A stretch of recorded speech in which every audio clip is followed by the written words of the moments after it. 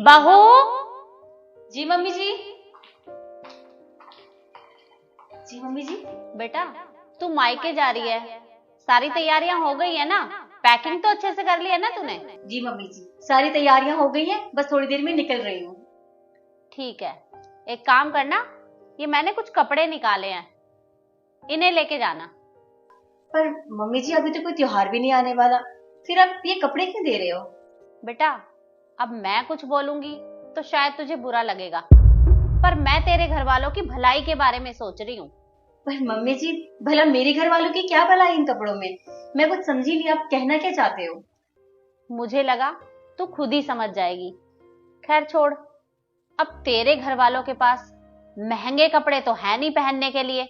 देखा था मैंने जब हम तेरे घर गए थे फेरा डालने, उन्होंने किस तरह के कपड़े पहन रखे थे। अरे सारे रिश्तेदार थू थू कर रहे थे हमारे ऊपर, कितनी बातें सुनाई उन्होंने मुझे। इसलिए ये कपड़े तू ले जाना। मम्मी जी, मैं जानती हूँ कि मेरे घर वाले इतने महंगे कपड़े नहीं पहनते, पर वो जैसे भी कपड़े पहनते हैं ना, वो बहुत खुश हैं उसमें।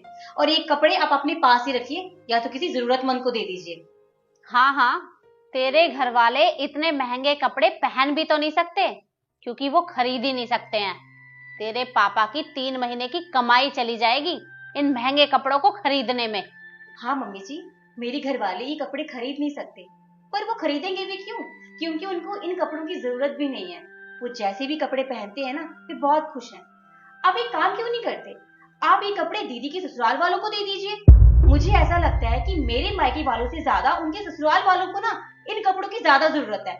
आप एक काम कीजिए, आप उनको फोन कर ही दीजिए आज।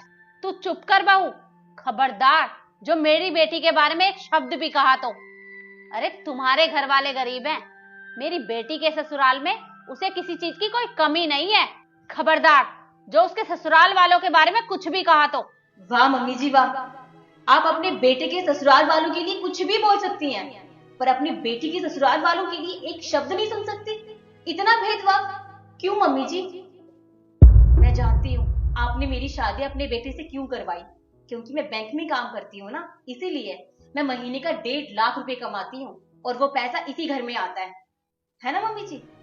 आपको पता है, मैं चाहती थी कि मैं शादी के बाद अपनी सैलरी में से आधा हिस्सा अपने घर वालों को दूं, क्योंकि मैं जो भी हूं ना सिर्फ उनकी वजह से हूँ। उनकी वजह से ही आज मैं ये नौकरी कर पा रही हूँ। इन पैसों पे सिर्फ उन्हीं का हक बनता है। पर मेरे पापा ने पता क्या कहा?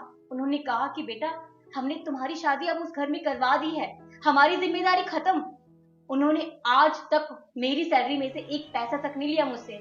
उन्होंने कहा कि मैं जो भी काम करता हूँ ना, मैं बहुत खुश हूँ उसमें, और वैसे भी रिटायरमेंट के बाद पेंशन तो आनी ही है। मैं उसी पेंशन में से अपनी पूरी जिंदगी बिता दूंगा, पर इसमें से एक पैसा नहीं लूंगा तुझसे। मेरे पापा ने मुझसे एक बात कही थी, वो आज भी याद है मुझे।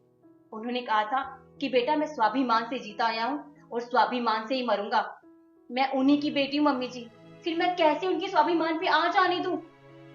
माफ कीजिएगा, पर मैं ये कपड़े लेके बिल्कुल नहीं जाऊंगी अपने मायके। माँ, शिखा बिल्कुल ठीक कह रही है।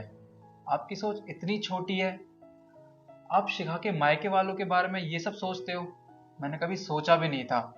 आप ही तो चाहती थी ना कि आपके बेटे की शादी एक ऐसी लड़की से हो जो पढ़ी लिखी हो और गुणवान भी। शिखा में वो सारे गुण हैं और ये पढ़ी लिखी भी है। आप इसके मायके वालों के बारे में इतना भला और बुरा कह रहे हो। कभी आपने दीदी के ससुराल वालों के बारे में कुछ कहा? नहीं, क्योंकि वो अमीर है और इसके मायके वाले गरीब, यही ना? और आप ये कपड़े उनको देके क्या जताना चाहते हो कि वो गरीब हैं? नहीं माँ, उनके पास जितना भी है ना, वो उसमें खुश हैं। उनको आपके इन कपड़ों की कोई जरूरत नहीं है। भलाई का तो कोई जमाना ही नहीं है बेटा। मैं तो इसके मायके वालों का स्टेटस ऊंचा करने के बारे में सोच रही थी। मम्मी जी, आपको मेरे मायके वालों की ना फिक्र करने की कोई जरूरत नहीं है, और उनको अपना स्टेटस हाई करने के लिए इन कपड़ों की जरूरत नहीं है। उनके लिए उनका स्वाभिमान ही बहुत है।